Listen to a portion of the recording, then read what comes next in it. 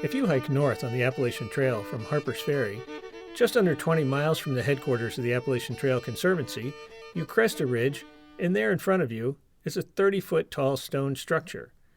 It looks kind of like a big old-fashioned milk jug. That jug-like structure is the world's first monument to George Washington.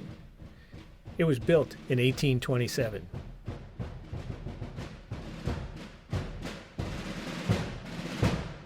The monument was the result of a very raucous 4th of July celebration in Boonesboro.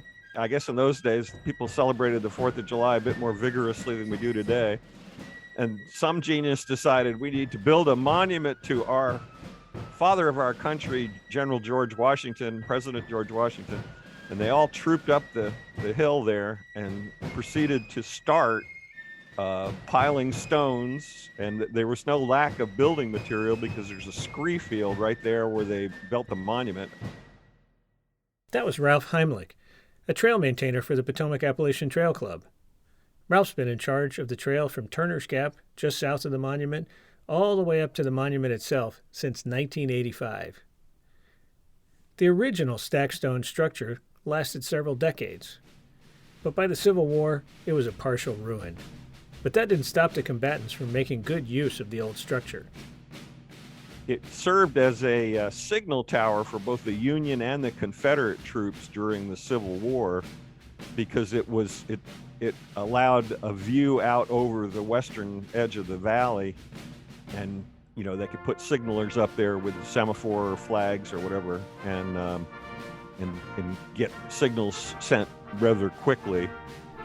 South Mountain, where the monument is located, is reasonably close to the Antietam battlefield where the Union and Confederate armies met in September 1862. 3 days before the Battle of Antietam, elements of the two armies fought on South Mountain near the monument, making this section of the trail one of the few that passes through a Civil War battlefield. After the war, the good people of Boonesboro rebuilt the monument again, but before long, it had once again fallen down. The problem was, they were just building it out of stacked stones with no mortar to hold them fast. We found an old silent movie in the archives of the Potomac Appalachian Trail Club that shows PATC members picking their way around the rubble at the base of the monument in the early 1930s, and we've posted that in our show notes and on our YouTube channel. Be sure to check it out, because it offers the only images of the monument in such disrepair that we've ever been able to find.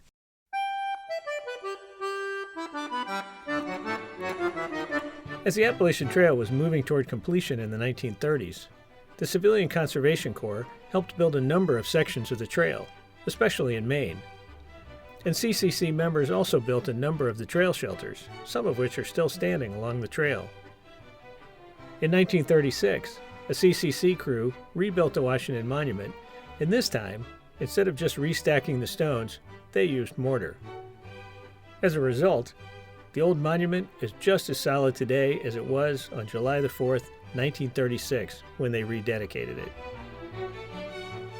As you walk toward the monument, it might look like a big empty milk jug, but don't be deceived. People look at it and think that it's hollow, but in fact, there's a spiral staircase that goes up to the top that takes up most of the room. If you listen to our episode about danger on the AT, you'll know that the Washington Monument is not where you want to be in a storm.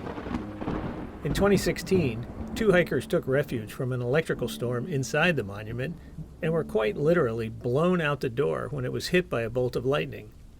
You can hear the full story of that in episode 4 of our show.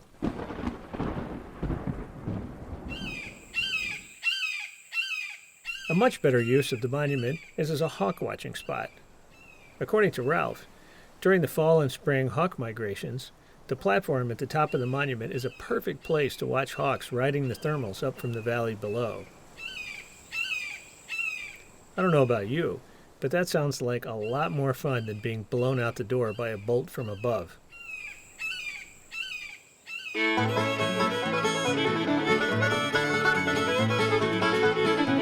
Lots of you have been sharing our show to your social media, and we really appreciate it. And there's another way you can help. We're looking for Green Tunnel podcast ambassadors. If you're planning to hike on the AT in 2022, whether as a through hiker, a section hiker, or a day hiker, apply today on our website to be part of our ambassador team. There's some swag in it for you. As always, The Green Tunnel is a production of R2 Studios at the Roy Rosenzweig Center for History and New Media. Today's episode was produced by me. Abby Mullen is our executive producer, and she also did the audio production for this episode. A special thanks to Ralph Heimlich for sharing his knowledge of the Washington Monument with us. And don't forget to check out our show notes where you can see that old movie of the monument that I mentioned earlier.